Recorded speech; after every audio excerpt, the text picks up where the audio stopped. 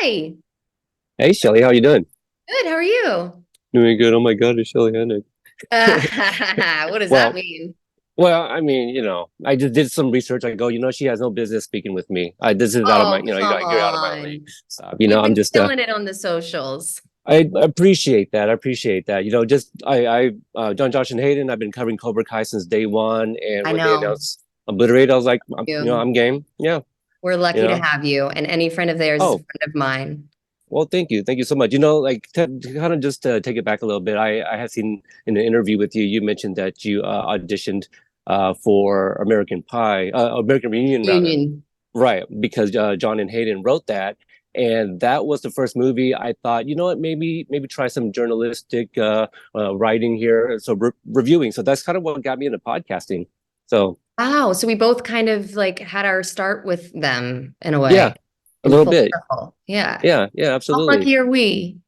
Pretty darn lucky. I mean, you get to play in their sandbox. I'm just here like watching and Well, reviewing you're in the stuff. And mix now.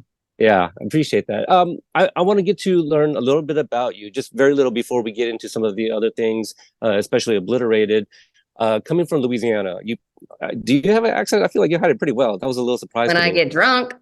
Yeah, not only that, so I was born in Texas, and I feel around the right people, the twang comes out a little bit. Is that how you are Mhm. too? Same. Yes. I'm gonna be there in a couple weeks and it's guaranteed that my accent will come back in full swing. All right. Is there any delicacies from that region that isn't available or that should be available in more places? King cake. What is that? So it's basically like a donut cake. It's in the shape of a donut, but it's big. And it's really just a massive cinnamon roll, but it's a Mardi Gras cake. So Okay. there's this I think the backstory with the plastic baby that's hidden somewhere in the cake, and whoever bites into it and doesn't choke and die, they have to buy the next king cake. So it's like exciting. You want to get the baby, and then you realize, oh, I'm the one that has to provide the next cake. But it has just icing on it. I don't know. You can get it filled with Bavarian cream or jelly or whatever. That's my favorite. I love Tony Chachere's, which might be available. I mean, not everywhere, but that's a seasoning that we basically put on everything, including mac and cheese. Um, we eat off the land and we have a lot of crawfish, Yes. but I Love some can't think of crawfish. anything that's like only there. Mhm. Yeah. I mean, my mom, what's interesting is we celebrate Christmas and my mom will make a gumbo. Okay. What goes in the gumbo? Anything specific that needs to be in there for you? The first thing that came to mind was okra. That is like, I love okra, love fried okra, dip it in ketchup. I love, sauteed okra. That's a big piece of Mm, it. And she does sausage and seafood in it. It's a I it's love a it. melting pot. Yeah, we have a place here in Portland, Oregon called Montage, which is Creole food, and I often get gator jambalaya. I do like gator. Gator's pretty good. I've had alligator cheesecake before What? at a place called Jacquimo's. I'm not sure it's still around, but it's like it's sweet and salty. So it's more like an appetizer to me and less of a dessert. That Okay. was phenomenal. I love going to Jazz Fest. I've been going like every year for the last like decade, and you can get all of the like New Orleans delicacies in one spot. It's pretty great. You'll have to come. I will have to. The last time I was down there, it wasn't for anything. Hurricane Katrina. So Oh, yeah. yeah. I my unit was called down to go help with the efforts down there. So Wow, thank you. yeah. I didn't get a chance to try out anything. There was nothing open, as you'd Oh, imagine. there's nothing Yeah, available. Yeah. crazy times. So there's a few posts on your gram, like Britney bitch. I think it's captions. What is that about? I know you guys are both from Louisiana. Yeah, it's an old post. I don't There's know, a few of maybe I was those. Yeah. just feeling in my element. So it was like a compliment to Brittany, but me pretending like I had her essence at the time. Yeah. But yeah, we're Nothing more both than from that. Louisiana. So, I one thing I relate to her on is like, I call it like the gas station look, you know, just really easygoing, like maybe barefoot. Like that's what it's like where we're from, and that's acceptable. And I love that background of being from there. So it makes styling for events a bit difficult for me because I tend to forget certain details. Like I'm yet to do my nails in this press tour. It's just very laid back, Yeah. depending on where you are. But yeah, that's my upbringing, and I'm proud of that. When you get those done, are you going to be like just showing them off in all the all the videos? Just I don't know. I'm gonna do them myself, so there's really nothing to show off. I just thought that might have been like an inside joke because Haggerty has that line like "I'm pretty bitch," you know, like when he's Oh, passed out on the I in the see. I desert. see. I No, thought there you was can't yeah, even compare me and C. Thomas Howell. There's no comparison. That guy is yeah, iconic. He's a legend. We don't even belong in the same sentence. How lucky was I to work with that maniac? yeah. He's pretty crazy. To kind of yeah, transition away from that, you've done quite a bit, and you know, from soaps and what you're doing now, even like Unfriended, right? Like you know, we'll get into a little bit of that, but the filming of that is so unique. Is there anything like I know you've played piano and dance. Is directing like in your future at all? Have you considered that? I got to be honest, directing is not something that's on my mind. I probably have more of a producer brain. I love acting. I like I just like focusing on that. But never say never, but it's not something that I'm like studying, and I yeah, it's not on the top of my brain. I still want to At keep doing least yeah, focusing at on least that. none of the near future. Just because some of the interviews I've listened to, you have like some of the decisions that you make sounds like a director, you know, in the making, That's you know. really cool to hear. I mean, look, I've been doing it professionally for 16 years, so of course that's, as long as you're paying attention. And I love to learn from others. Like I still feel like I have so much to learn. So I'm sure I've picked up some things along the way. In fact, Unfriended, it was my idea to do it in one take multiple times, but we were lit and set up to where that was a possibility. And to be honest, I was being lazy, and I was like, it's really exhausting having to start and stop constantly because my character goes through this very traumatic arc. And spoiler alert, I'm the only one left at the end. So I felt like it was okay for me to ask the director if we could do it that way. And I remember my co-stars at the time were like, they were about to kill me. They were like, Shelley, please don't. No. And the director was like, yeah, let's do it. And then we did it, and it was the most rewarding experience, at least for me. I mean, it felt like you were doing a play, like a live play. And we each were filming on laptops with GoPros attached to the top in our own bedroom that was set dressed, like your character, but all in one house, except Jacob Wysocki was put in the garage, which is kind of hilarious. He complained about that a lot in a fun way. But we were like texting each other in real time. The director and writer, Nelson Greaves, my favorite human. I think he's just brilliant. They were like messing with us. They turned off the lights when we weren't expecting it. They were sending weird animation, art to our computers that were kind of scary. And it was really collaborative. Every day was a new experience. And it's something I'm really, really proud of.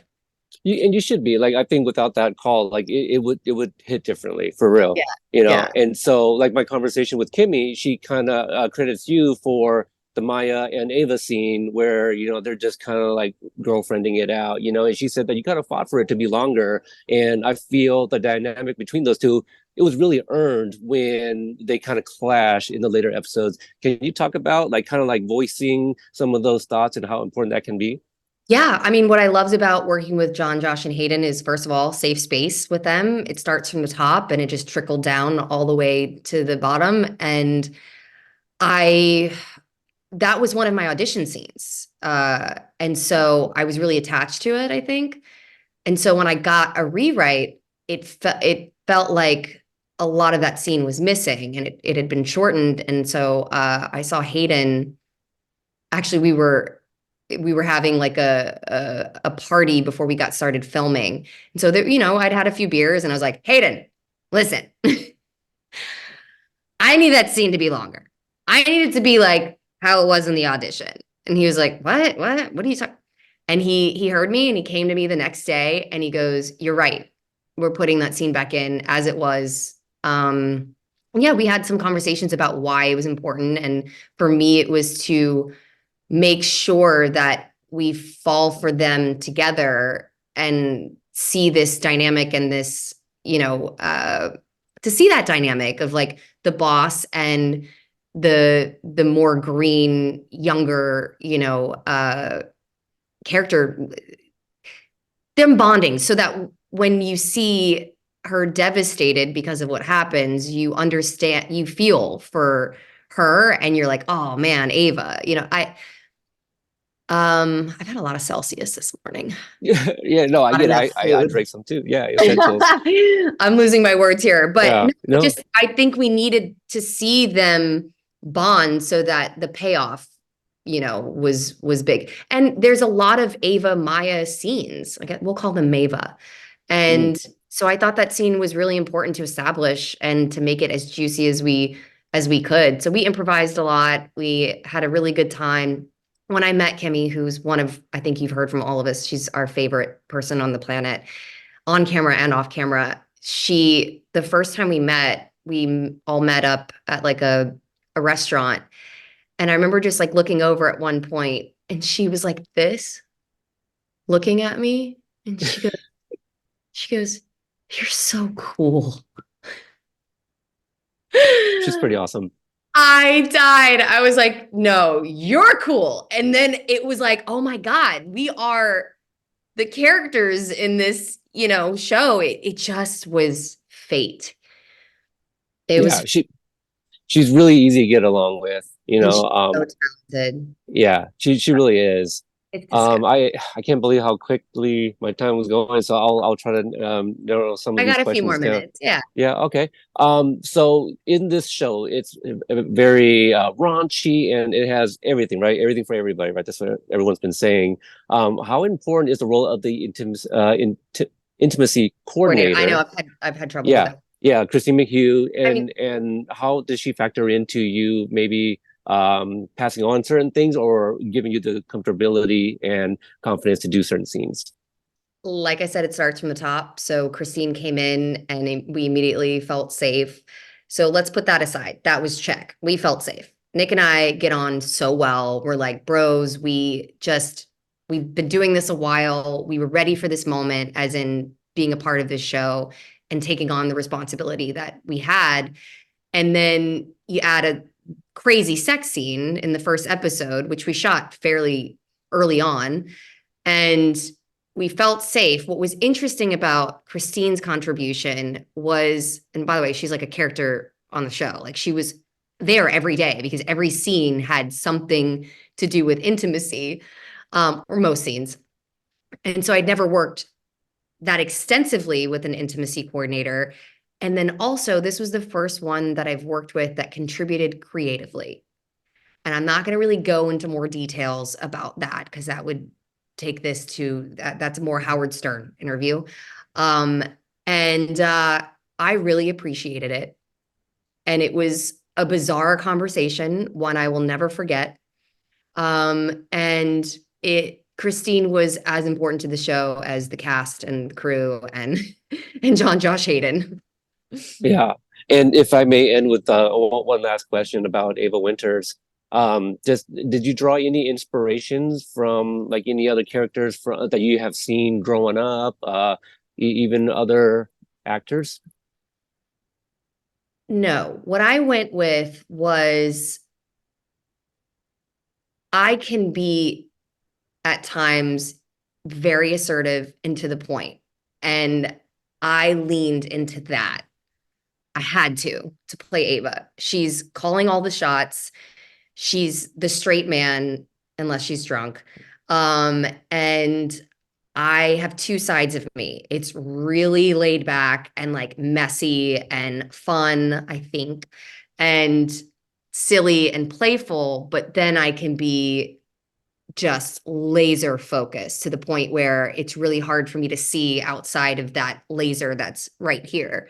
And I don't love being that version of myself. It helps when I'm, trying to get work done. But so I leaned into that part of me, which actually was uncomfortable for me because I've worked so hard to be more open, more vulnerable. And so it was at times uncomfortable to have to do that, but I knew how to do that. And then it was great. I got a call from, who was it? Well, I had a meeting with Netflix after we wrapped, and the compliment that they gave me was, we've never seen someone play drunk so well. And that made sense to me that like originally my character was only going to be drunk in one episode or the first two episodes. And then I heard that it was going so well that they added more drunk Ava towards the end. And that was just fun for me because as an actor, like, especially with this responsibility of playing Ava, she's the wrangler, she's, calling all the shots. She doesn't get to have as much fun as everyone else. So I love a variety. And I was given that blessing to go back into drunk Ava, which I'm getting a lot of good response on. She's hilarious. Your commitment to the comedy on paper or physicality, it all. I just love the when the vulture is about to crash and you get that, the shot and you're Yeah. screaming. Yeah, it's super hilarious. We didn't even get into talking about like Frank's contribution to like making you comfortable and all the things that you had to wear for your scenes. But Well, do you you want to know, end with that? Because he w- is a very if important piece if to you're this. willing, if you're willing to give it to Absolutely. me, let's. Frank was a dream to work with. He is so cool, so hot. Yes, Um, Frank serving looks.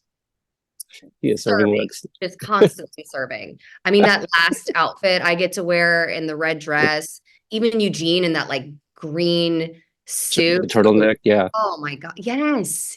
so Yes. good. So good. I mean, so many Nick's outfit, I loved the boots specifically. Allison looked amazing the whole time. Paola, so her and yeah, everybody looked amazing. What was tricky about Ava was John Josh Hayden, they're not women, obviously. And they wrote a line in the pilot where I take off my dress and then McKnight says, wow, you're going commando in more ways than one, meaning I don't have on underwear. Well, as we know, the show takes place in basically 24 hours. So we established in the first episode that Ava is in a short black dress. There's no time to change. She's going to be doing stunts and she doesn't have underwear on. Remove the bra at one point. Remove the bra as well. Yeah. So Frank and I came up with a plan, and that was Spanx. So I walked around as though I had biker shorts on all the time, but they were nude Spanx. And looking back, I was very comfortable because I knew no one could see anything. I was protected, but I have so many pictures and videos where I'm just like acting like I have on shorts. And I'm sure, I mean, I hope no one felt uncomfortable, but we made it work. But it got tricky with like camera, and angles because the audience knows she's not wearing underwear, so you can't show this. Like we'll stop there. But Yeah. we figured it out. There was the bra thing. I was also concerned because you don't see her put the bra back on, and as a woman, like you don't want to finish the series not wearing a bra. It's just personally, I didn't feel comfortable with that. So we came up with a bra that had nipples previous to Kim Kardashian and Skims coming out with that. But we didn't patent it, so it's on us. But yeah, we did that. That was a fun.